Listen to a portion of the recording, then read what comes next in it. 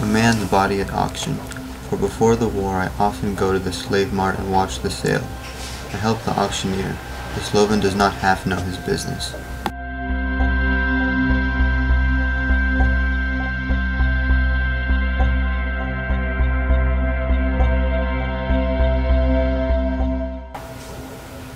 Gentlemen, look on this wonder.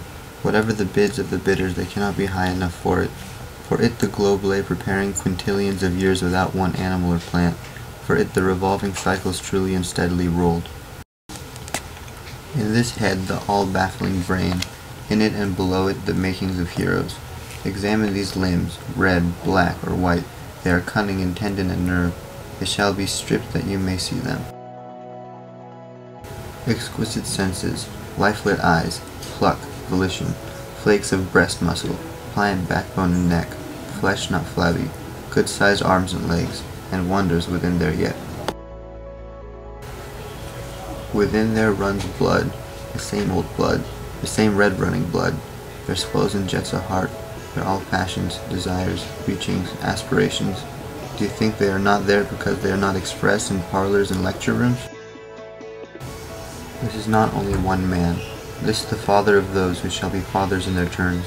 In him the start of populous states and rich republics. Of him countless immortal lives with countless embodiments and enjoyments. How do you know who shall come from the offspring of his offspring through the centuries? Who might you find you have come from yourself, if you could trace back through the centuries?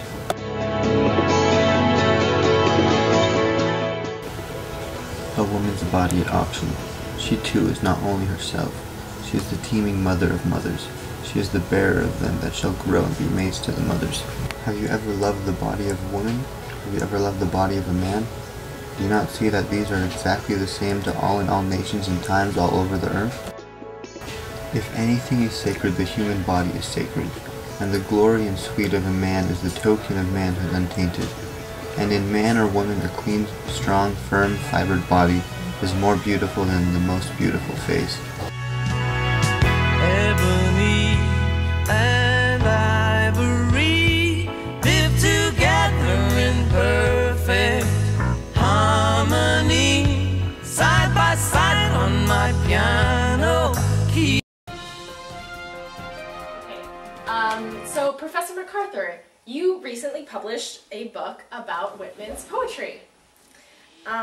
Today I wanted to talk to you about I Sing the Body Electric because I found this one extremely important and insightful. Excellent. I did too, Chrissy. Okay, so I wanted to ask you a few questions about stanzas 7 and 8 because I found that those were really the depth of the poem. Definitely. There's a lot of really vivid imagery in 7th and 8th, particularly when it talks about all the people from all around the world, the slaves and the colors. It's kind of different from the rest of the poem, and yet captures the essence of the rest of the poem. I totally agree. I found it incredibly vivid. So I wanted to ask you about this one line that I just absolutely loved. It was, "Within there runs blood, the same old blood, the same running blood." I noticed that in that part, Whitman chooses to use exclamation points, which he hadn't chosen to use up until that point. Why do you think he used exclamation points there? I think it's kind of Whitman's way of telling us that this is important. I can imagine him kind of, beating us over the head with a message. This the same blood. It's the same. Why can't you people see it's the same? Everyone's the same. And he's trying to kind of pound that idea into our heads. He also uses a lot of varying poetic devices in this particular part, just to kind of put a lot of emphasis. Even when he doesn't have exclamation marks, he has a lot of things that really catch our attention. For instance, when he says, "There swells and jets a heart," we can see the assonance repeating the S sound. So when the word heart comes and it's a different sound, it kind of catches our attention more. There swells and jets a heart.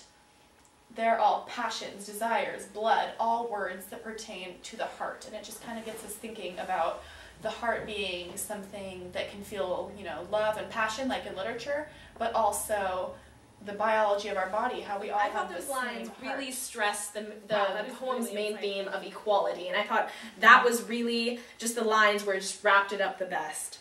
So there are lots of little things that Whitman puts in all of his poems, and one of them is the idea of gender equality.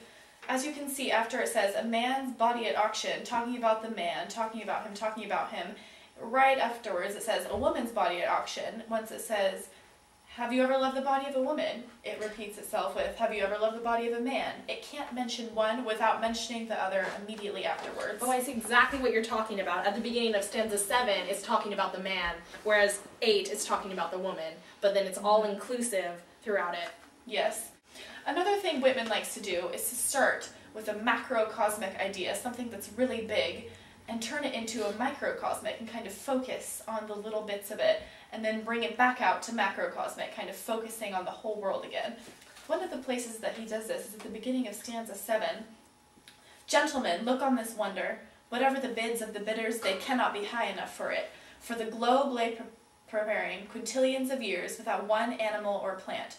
For it, the revolving cycles truly and steadily rolled. He's saying that the body, the humans, the globe has been preparing for them forever, and they were created by God and nature, and they're a big deal. But then he goes on to talk about the individual parts of a body that may seem relatively small.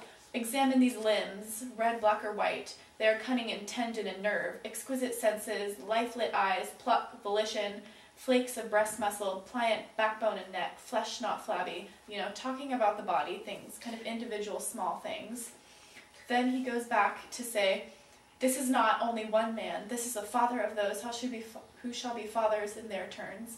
In him the start of populous states and rich republics, of him countless immortal lives with countless embodiments and enjoyments.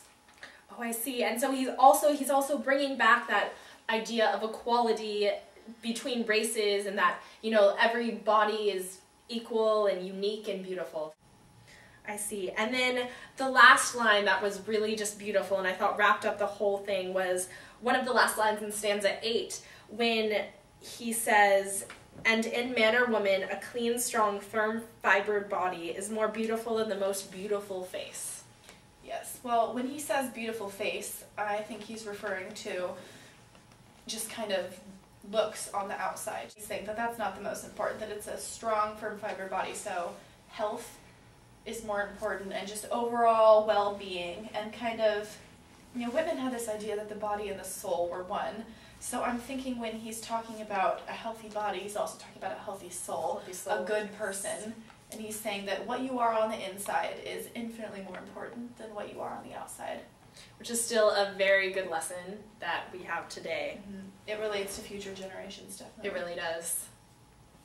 Well, thank you so much, Professor MacArthur, for this insightful look at one of Whitman's, in my opinion, best poems. Oh, Christy, it was my pleasure. Old pirates, yes, they rabbi, sold I to the merchant ships.